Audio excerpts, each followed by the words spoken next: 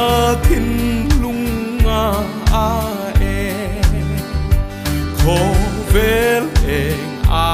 anh giọt dư đi xua cái ngani ôm al so na đi xua anh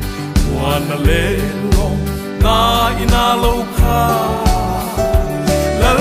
mel lo mum ka en chunin ka khrau lo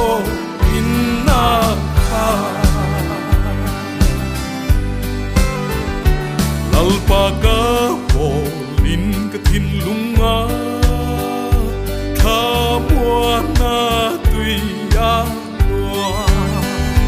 katin lunga lom nari chu khatna ina par chua omal so na niswa e wana le na ina lâu kha lal mel lo mum ka en chu min ka khrau lo inna kha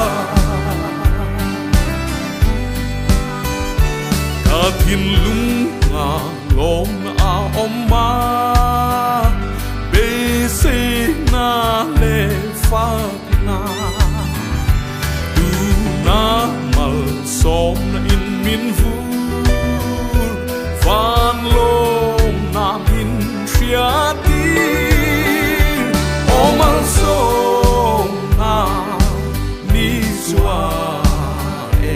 muan le lo na ina lo kha lal mel lo mum ka en chunin ka khrau lo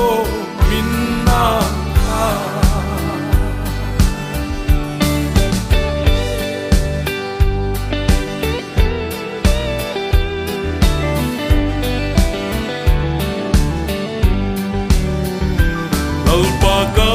polin katin lunga